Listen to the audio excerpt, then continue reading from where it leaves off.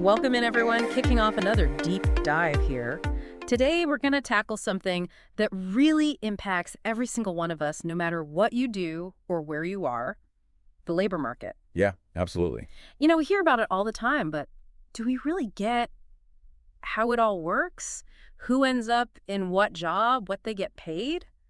It's kind of fascinating when you stop and think about it. Right, it is. And, I think a lot of people just assume it's this kind of simple equation of supply and demand, but there's actually a lot more going on under the hood. Exactly, which is why we're here. We've actually got some super interesting research lined up for this deep dive. We'll be digging into what actually drives the demand for workers, what shapes the supply of people looking for jobs, and how all of that ultimately determines how much those paychecks are. Yep, we'll be pulling out the most critical insights from all those sources, because I think that's the key, right? Getting beyond the headlines and actually understanding the mechanics of it all. Totally. Because whether you're navigating your own career, trying from a business, or just want to understand the economy a bit better, the labor market is kind of the beating heart of it all. I mean, you can't produce anything, you can't sell anything, you can't really do anything without labor. No, you really can't. And I think, you mentioned businesses. For most businesses, labor costs are a huge part of their overall expenses. Oh, for sure. You've got to pay people to make the stuff, sell the stuff, manage the stuff. The list goes on and on. So naturally, businesses are going to be super focused on keeping those costs under control, right? Absolutely.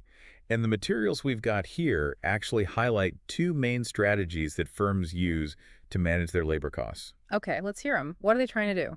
Well, the first is all about increasing productivity, basically getting more output from the same number of workers or even fewer workers. Okay, that makes sense. Like working smarter, not harder, as they say.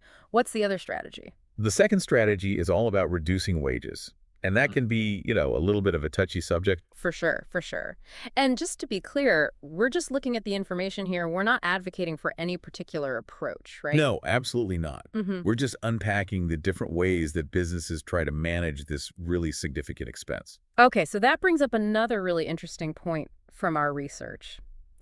The whole distinction between the quality of labor versus the quantity. Yeah, that's a critical distinction. When we talk about quality, we're talking about the skills, the knowledge, the expertise that workers bring to the table. Got it. So not just how many people you have, but how good they are at what they do. Exactly. And quantity is just the raw number of available workers. Right. And both of these are super important, but they play out differently for different businesses depending on what they're trying to achieve. You see this really clearly in the examples our sources provide. For businesses that really need high-quality labor, think about the tech giants like Google, Facebook, Microsoft. Where do they set up shop? Silicon Valley. Well, yeah, but think internationally, too. They often cluster around top universities, like in Paris, near École Polytechnique or Sorbonne University. Oh, interesting. So they're basically positioning themselves to grab the best talent straight out of those schools. Exactly. They need those highly specialized skills to innovate and compete. But then on the flip side, when businesses are more focused on the quantity of labor, you see them setting up production in countries like Bangladesh or Vietnam. Where there's a much larger pool of workers. Right. And that often comes with a different wage scale as well. Yeah. So it's a trade-off, Do you go for the smaller number of highly skilled, potentially more expensive workers, or do you go for a larger pool of workers where the individual labor cost might be lower? Really interesting. It's like a fundamental choice that companies have to make depending on their business model and their overall strategy. It really is. And the quality of that labor pool is so closely tied to education and training. That's another big theme in our research. Yeah, for sure. It seems pretty obvious that a well-educated workforce is going to be more productive and more adaptable to change. No question. And, there are different levels to this. You've got formal education through schools and universities, which provides that kind of foundational knowledge. And our sources actually point out that how this is funded can vary a lot from country to country. Oh, right. Some places have government-funded education systems, some have private institutions. Exactly. And then you've got training, which is often more specific to certain jobs and is often done by the companies themselves. Yeah, like on-the-job training or specialized courses. Right. And it's pretty clear from our sources that the countries of businesses that invest in education and training tend to see big payoffs in terms of innovation and competitiveness. Like they're able to stay ahead of the curve because their workforce is constantly learning and upskilling. Exactly. We've got a great example here in our materials. Countries like Sweden and Denmark, where university is basically free. Free. Wow. Yeah, free or very low cost. Hmm. And the companies in those countries actually benefit because they don't have to spend as much on training specialized workers. The foundation's already there, thanks to the education system. It's like a built-in advantage for them, right? Absolutely. And it's a similar story in Ireland. They've invested heavily in science education, and that's attracted big pharmaceutical companies like Pfizer and Abbott Laboratories to set up research and production facilities there. Makes sense. They know they'll be able to find the skilled workers they need. Now, what happens when a country doesn't invest enough in education? Well, according to our sources, that basically shifts the burden and the cost of training onto businesses. They have to spend more time and money getting their employees up to speed. So it ends up costing them more in the long run. Potentially, yes. Hmm. We've got an example of Tesla here. They're known for investing heavily in their own training programs to make sure their workforce has the expertise they need. Makes sense, especially in such a fast-moving industry like electric vehicles. But the contrast with some businesses that are solely focused on short-term profits is pretty stark. Hmm. They might be less likely to make those long-term investments in education and training. It's like that classic trade-off, right? Short-term savings versus long-term gains. Okay, so we've talked about why labor's so important and what influences its quality and availability. Now, let's zoom in on the demand side. Sounds good. Our sources emphasize that the demand for labor is what economists call a derived demand. What does that even mean? Yeah, Okay. it's a kind of fancy term, but it's a really important concept to grasp. It means that businesses don't just hire people out of the blue. The demand for workers is directly linked to the demand for the stuff those workers are going to produce. So the need for workers comes from the need for the goods and services they're going to create. It's not just random. Exactly. The example in our materials is perfect. Imagine there's a big spike in demand for the newest tech gadgets. Ooh, new phones. Everyone's got to have the newest one. Right. Well, the companies making those gadgets are suddenly going to need a lot more skilled workers to design, manufacture, and get those products to market. So the public's demand for the gadget is what's driving the company's demand for the workers. Precisely. It's Yeah. all connected. And this leads us to the concept of the demand curve for labor. Oh, yeah, those graphs from econ class? Oh, yeah, the graphs are important, but the underlying idea is actually pretty simple. Our sources explain that there's usually an inverse relationship between how much a company pays its workers the wage rate and how many workers they'll want to hire. So if wages go up, businesses tend to want to hire fewer people. Exactly. It's kind of a balancing act for them. If labor becomes more expensive, they're going to look for ways to maybe use technology more, maybe streamline their operations, be more selective in who they hire. Okay, that makes sense. So if we were looking at this on a graph, it'd be a line sloping downwards, right? Exactly. Higher wages on one end, lower number of workers demanded on the other, and vice versa.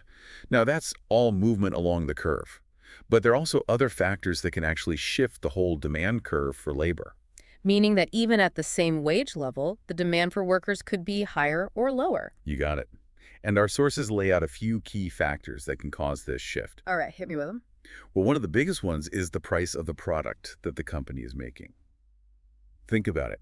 If a company can sell its products or services at a higher price, that makes it more profitable for them to increase their production rate. Makes sense. Higher prices mean more potential profit. And to produce more, they generally need more workers. So that pushes the whole demand curve for labor to the right. More demand at every wage level. Got it. The higher price incentivizes them to produce more, and that requires more hands on deck.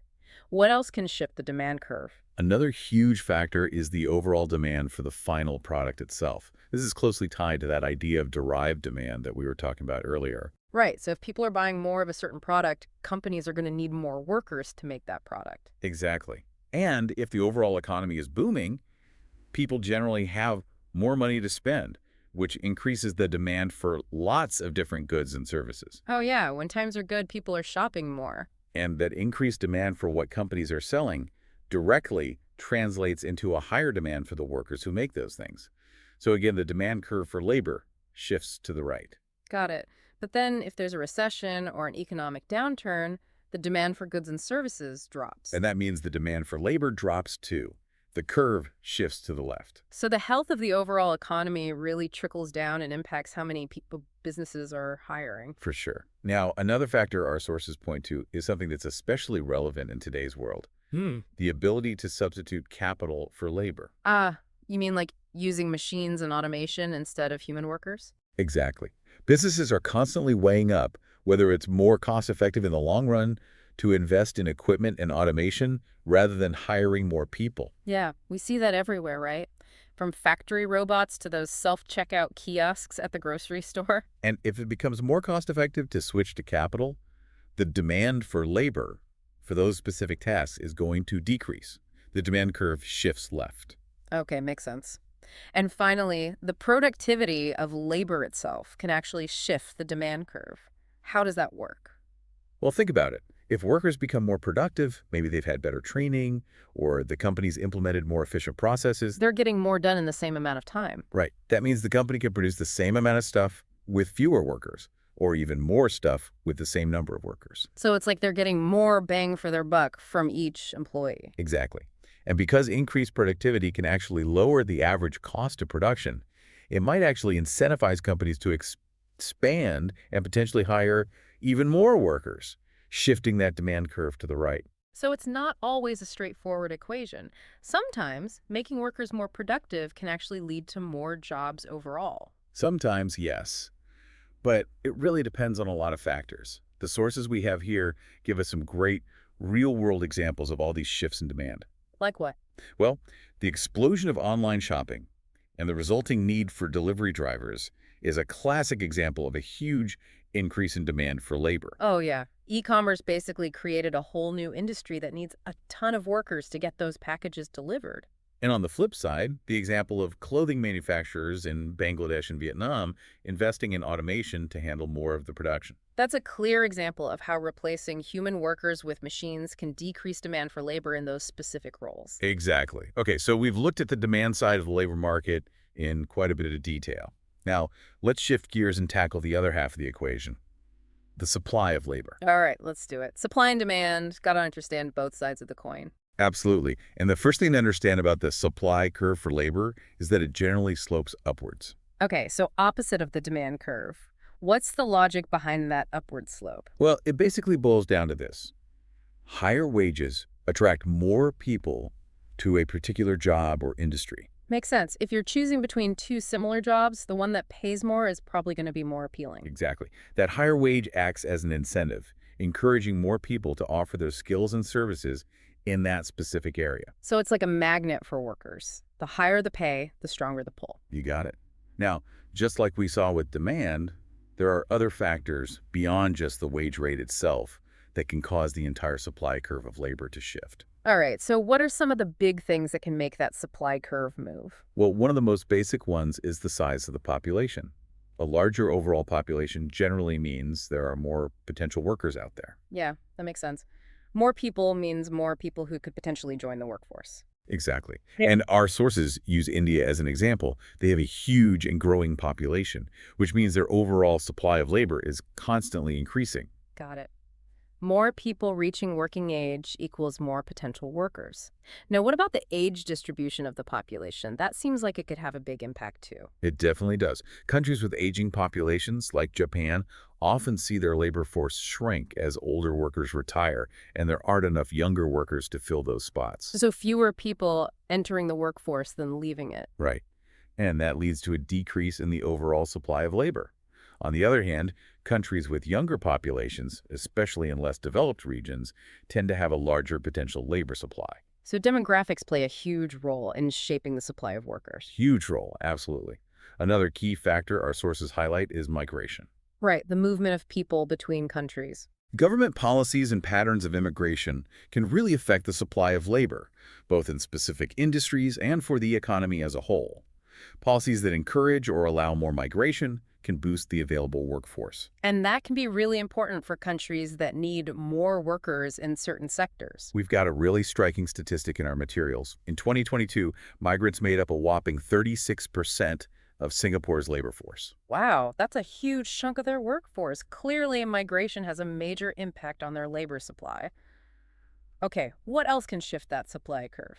Another factor is what economists call the participation rate. Participation rate, break that down for me. It's the percentage of the working age population that's actually employed or actively looking for work. So it's not just everyone who could work, but everyone who is working or trying to work. Got it. So factors like how many women are in the workforce, what the typical retirement age is, and when young people leave school, all of that influences the participation rate. Exactly. Decisions about when to enter and when to leave the workforce have a direct impact on the overall supply of labor. And speaking of leaving school, the school leaving age itself can also shift that supply curve.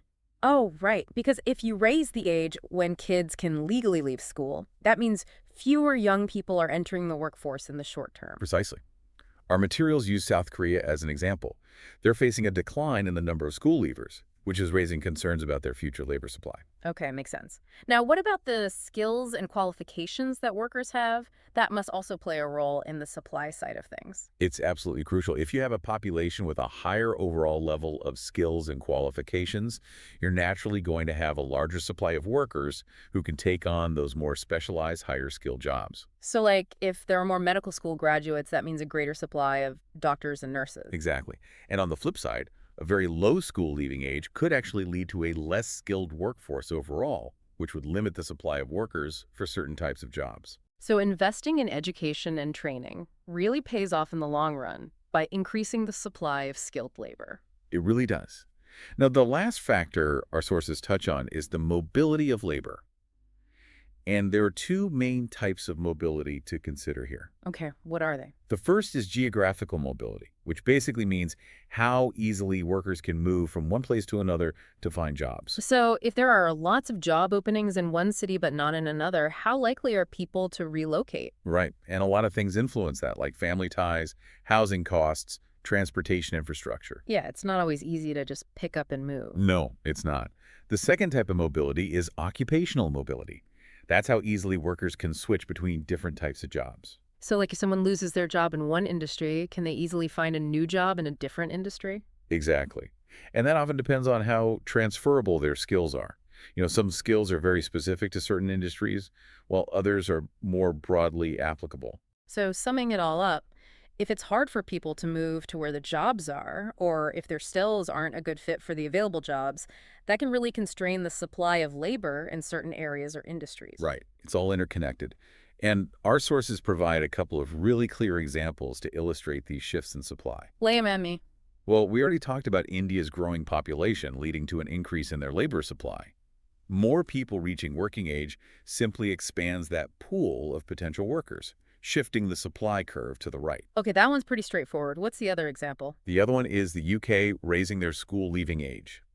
Because that temporarily takes younger people out of the labor market, it actually shifts the supply curve to the left. Ah, so fewer workers available in the short term.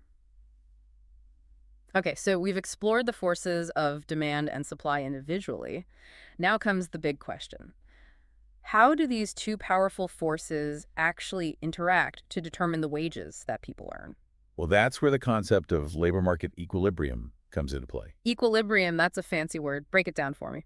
It's basically the point where the quantity of labor that firms want to hire matches the quantity of labor that workers are willing to supply at a particular wage rate. So it's like a perfect balance point. Exactly. On a graph, it's the point where the demand curve and the supply curve intersect. And at that intersection, you find both the equilibrium wage rate and the equilibrium quantity of labor that'll be employed. So if you picture those two lines crossing, that's where the magic happens. Right. Now, our sources make a really interesting point about individual firms in the labor market. They say that firms are generally price takers. What do they mean by that? Price takers. So they don't really get to set the prices. Well, in this context, it means that most companies have to accept the going wage rate for a certain type of job in their industry and in their geographical area. So they can't just decide to pay people whatever they want. Not really. Oh. If they try to pay way less than everyone else, they're going to have a really hard time attracting and keeping good employees. Yeah, people are going to go work for the company that pays better. Exactly. But on the other hand, if they offer way more than the market average, they might end up with a ton of applicants. But it's going to drive up their labor costs unnecessarily. So it's a bit of a tightrope walk for them. They've got to find that sweet spot. Absolutely. And it all comes back to those forces of supply and demand. The market as a whole kind of dictates what the going rate is for different types of jobs. Our sources have a really helpful example using the market for graphic designers. Yeah, they show how the demand for graphic designers and the supply of graphic designers intersect to determine the equilibrium wage and the number of designers who will be employed. So it's like a snapshot of how those market forces actually play out in the real world. Exactly. Now, what happens if something throws that equilibrium off? Like, what if there's a sudden increase in demand for graphic designers? Maybe everyone needs a website redesign all of a sudden. Something like that. Well, that increase in demand would shift the whole demand curve to the right, and the new equilibrium would be a higher wage rate for graphic designers and more designers being hired overall. So the increased demand creates more competition for those workers, which drives up their wages. And because there are more jobs, more people end up working as graphic designers. Precisely. But now, imagine the opposite happens. Imagine there's a decrease in the supply of graphic designers. Maybe some of them decide to switch careers and become programmers. That's a good example. Well, that shift in supply would move the supply curve to the left. And the new equilibrium would be a higher wage rate for the remaining graphic designers because they're scarcer now, but there would be fewer graphic designers employed overall. Interesting. So the remaining designers are more valuable, so their wages go up. But the total number of people working as graphic designers actually goes down. It's like a seesaw effect. It really is. Yeah. Now, our deep dive into the labor market wouldn't be complete without looking at the impact of trade unions. Ah, yes, those organizations that fight for workers' rights. That's a big part of it, yes. They represent the collective interests of workers when they're negotiating with employers.